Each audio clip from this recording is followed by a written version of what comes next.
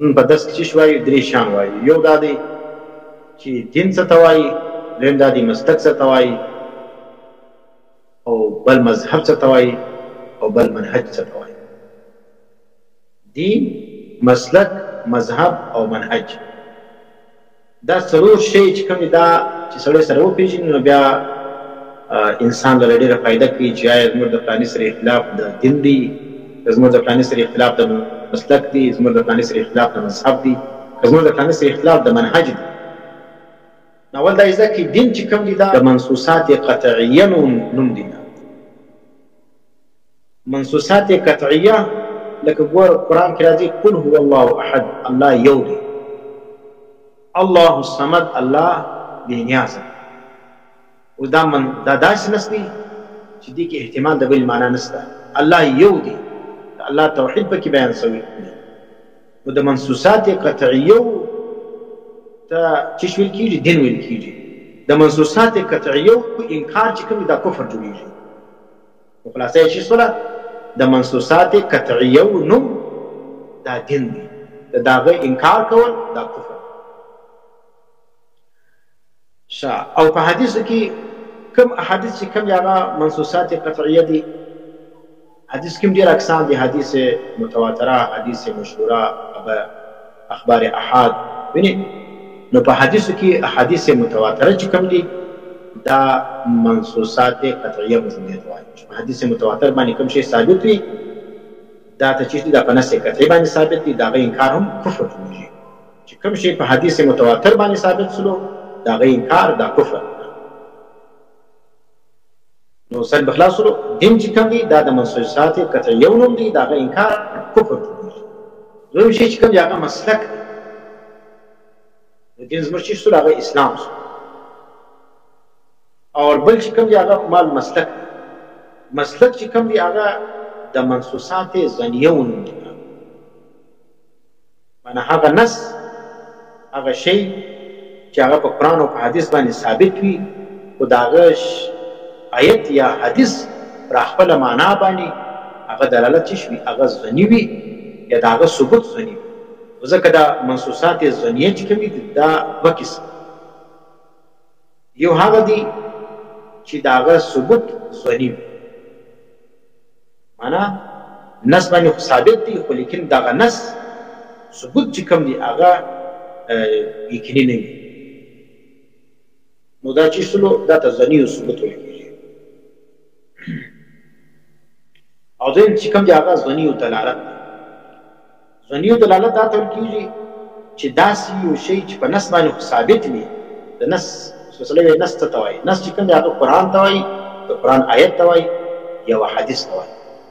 په کتابو کې د لپاره د لفظ د نص استعمال نص سواد دا دی نه وایي چې نص دی څه معنا. نص ته معنا نص چې کوم دی نصوص د قرآن آیاتو ته وایي. نص یو آیت ته وایي، نصوص ډېر آیاتو ته وایي.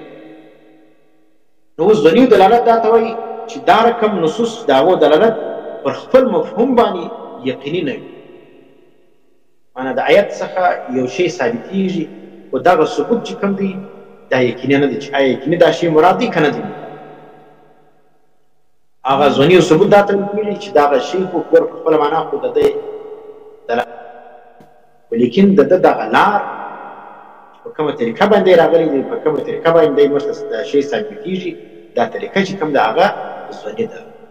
هغه لکه ګورئ په خبر واحد چې یو شی ثابت، په اخبار احاد باندې چې کوم شی ثابت سلو دا ته ظني او ثبوت وایي. دویم ظني او دلالت. ما ورته د هغه نصوص دي چې هغه پر خپل مفهوم باندې د هغه دلالت یقیني نه وي. لکه اوس ګوره قرآن کې راځي والمطلقات يتربصن بانفسهن 3 قروء. دا مطلقات څه دي؟ هغه ښځې چې هغو ته طلاق ورکول سوی دي. يتربصن بانفسهن دی به انتظار کوي د خپلو ځانو په باره کې 3 قروء 3 قروء 3 قرې به د انتظار. اوس دا قرعه چې دلته راغله دا قرعه چې کوم ده د دې معنا چې کوم ده هغه یوه نه ده. لغت کې چې وګورې قرعه په معنا د تحرم استعمال شوې ده. ډکشنري چې وګورې قرعه په معنا د تحرم ده، او د هغه ډکشنري کې چې وګورې قرعه په معنا د حیض. اوس اختلاف امام شافعي صاحب وایي د دې څخه تحرم مراد. ځکه ډکشنري کې چې وکتل هغه معنا د قره ده طهر راغلی. امام ابو حنیفه صاحب وایي یا د قرې څه مراد چې دي دا حیض دی. صحیح شولو. نو هغه بیا خپل بحث په اصول فقه به تاسو وایي چې ثلاثه وینې دا لفظ خاص دی او بیا نو پای کې زیادت او کموالی نه راځي. نو چې طهر واخلي پای کې طهر چې راځي کموالی او زیاتوالی راځي. نو دغه چې کوم د حیض چې واخلي هغه بالکل ثلاثه قروه باندې بیا صحیح داخلېږي چې درې حیض مکمل به دا ښځه انتظار کوي نو د قرآن په آیت باندې صحیح عمل وشي. نو دا چې شلو دا ګوره دا منصوصات زنیو نوم چې کوم دي دا چې دي دا ته مسلک ویل کېږي. څوک منصوصات زنیه مني نو دا چې شلو دا د مسلک شو. اوس که چیرې دا منصوصات زنیه د عقیدې سره تعلق درلودی وینې نو دا بیا د اهل سنت والجماعت عقیده ده. او که چیرې د منصوصات زنیه چا نه منل د عقیدې مسله وله نو بیا دلته چې شروع کېږي دا د خارج د اهل سنت ویل کېږي. دا منصوصات زنیه څه دي؟ دا که چیرې د مسایل فقهیو سره تعلق درلودی نو بیا په دې باندې چې د اهل سنت څخه خارج موږ نه بولو. مثال دغه دی لکه اوس ګوره دا ثلاثه قروه امام شافعي صاحب هم پر حق باندې دي او امام حنیفه صاحب هم پر حق باندې. درېیم شی چې کوم دی هغه دا ځکه مذهب دی د اجتهادیاتو نوم دا چې دا مذهب دی. نو په مذهب کې بیا دا خبرې ځکه د هر مذهب چې کوم دی هغه احتمال د خطا هم لري او د حق والی هم لري. موږ ویلو پرون هر مذهب مشر چې کوم دی امام دا مجتهد او مجتهد د پاره په باره کې به دا عقیده ساتي چې دا به حق وي یا به خطا وینې. نو دا د حق او د خطا د دواړو احتمال لري ځکه نبی اسلام فرمایي اذا حکم الحاکم څوک چې فیصله وکړي او حاکم فاجتهد بیا د اجتهاد وکړي ثم اصاب بیا دی ورسېدي اجتهاد یې وکړي په اجتهاد کې دی ورسېدي او حق لره فله اجران د دپاره به دوه اجر و اذا حکم څوک چې فیصله وکړي فاجتهد بیا اجتهاد وکړي نو بیا ثم اخطا بیا دی خطا شو وینې اجتهاد یې وکړي په اجتهاد کې خطا شو فله اجر د دپاره نو ګوره مجتهد دپاره نبی اسلام وایي که چیرې ورسېدي حق لره خپل کوشش وکړي حدیث قرآن ګرد وکتل اوس هغه مسله پکې واضح نه ده د خپل علم پر بنیاد باندې ولاړ شو چې دی جواب بدای. نو اوس چې کوم دی که چیرې دی حق ته ورسېد الله باندې الله به دعا لري او که چیرې نه ورسېدي د دپاره مذهب چې کوم دا د اجتهادیاتو چې کوم څلور مذهب دي په دې باره کې به ستا دا عقیده وي چې کوم مسلک زما دی هغه موږ پرون وضاحت کړی چې هغه په باره کې به د صحیحوالی عقیده ساتي او احتمال به د خطا ورسره وي او د مذهب د غیر په باره کې به عقیده اولي درجه کې دا وي چې دا خطا سوي دي او احتمال د ثواب لري. درېیم چې څلورم دا چې څلور منهج بیا څه ته طریقې کار او د پالیسي نوم دی چې زموږ پالیسي دا ده زموږ طریقې کار دا دی په دې مذهب باندې موږ په دا طریقه باندې عمل کوو.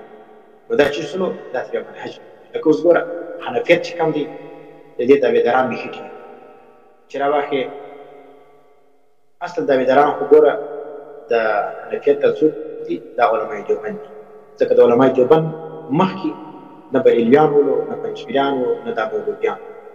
علمای دیوبند چې کوم په 1857 کې اول وجود د دی د اهل سنت صحیح شکل او تابعداران د علمای دیوبند دغه وروسته د 1857 بعد وینې بیا نو احمد رضا خان پس پیدا شو بیا علي حدیث پس پیدا شو وینې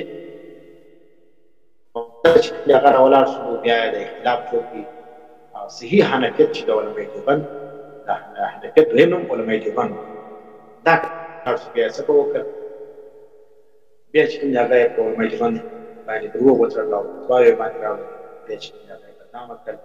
نو دلته چې کوم دی هغه بیا د حنفیت تقسیم شو یو ته بریلویت وایي یو ته دیوبندیت وایي حالانکه اصل دیوبندیت و د حنفیت اصل شکل د دیوبند دا کسان د 1857 بعد علمای دیوبند د 1857 مخکې موجود و صحیح شولو. نو دغه چې پیدا شولو نو حنفیت یې تقسیم وایي بریلویت او دیوبندیت ته تقسیم شو. نو دا فتنه د بریلویت چې کومه دا یو فتنه ده د مسلک نوم نه دی.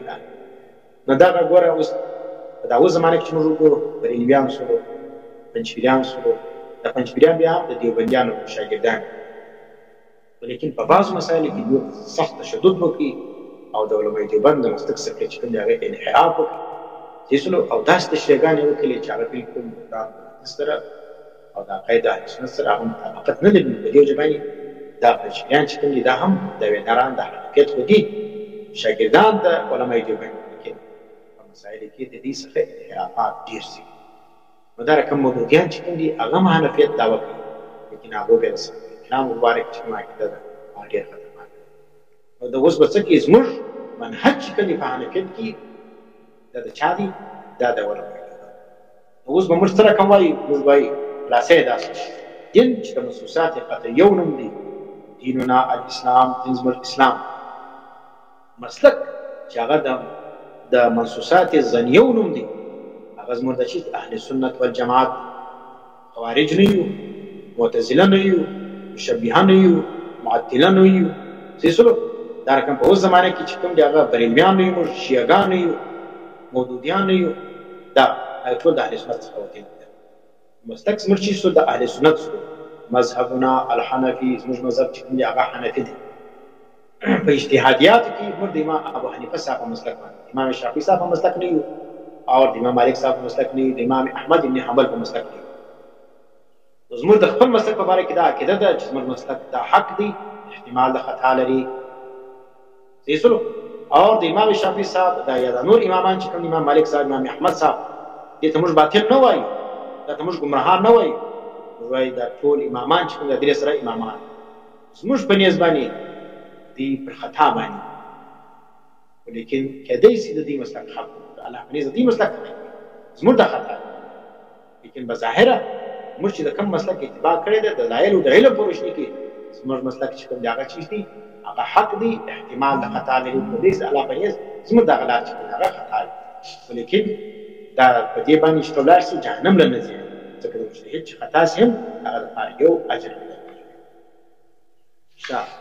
نو دغه چې کوم دی مذهب زموږ حنفي دی، ومنهجنا الدیوبندیه، زموږ منهج او طریقه کار دا دیوبندیت چې علماء دیوبند څه رقم حنفیت تشریح موږ ته کړې ده، هغه زموږ لپاره مشرعه ده.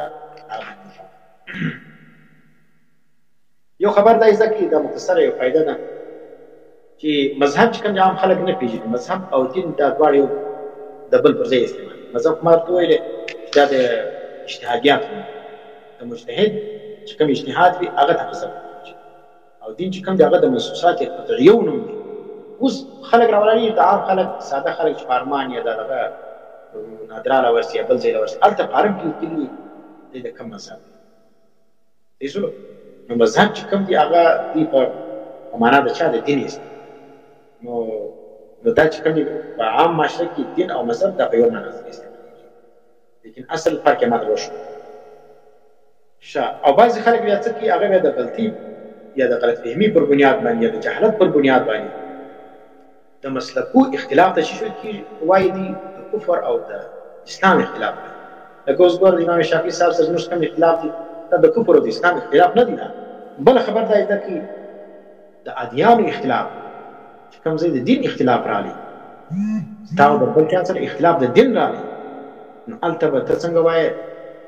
هلته به ستا او د دې اختلاف د څه شي؟ د حق او د باطل اختلاف وي. په دین کې چې د چا سره ستا اختلاف راغلی دا اختلاف د حق او د باطل دی، دا د کفر او د اسلام اختلاف دی. او که چیرې اختلاف د مسلک راغلی دا هم اختلاف د حق او د باطل دی، ولیکن حق په معنا د سنت سره دی او باطل په معنا سره د بدعت دی. صحیح چلو نو دا د هدایت او د ګمراهۍ اختلاف د کفر او د اسلام نه خو نه دی، ولیکن دلته د سنت او د بدعت اختلاف دی او د هدایت او د ضلالت اختلاف دی. مسلک چې اختلاف سلو دا مقصد سلو. او بل چې کوم دی هغه د مذهب اختلاف سلو. مذهب کې چې کوم دی هغه بیا د حق او د باطل اختلاف نه دی، دا د حق او د خطا اختلاف دی، د ثواب او د خطا اختلاف دی. دا اختلاف چې کوم دا باعث د رحمت دی. نو څلور مذهبو چې کوم اختلاف دی د کفر او د اسلام اختلاف نه، دا د سنت او د بدعت اختلاف نه دی، دا چې دا باعث رحمت دی، دا اجتهادیات دي، دا پروانه دی.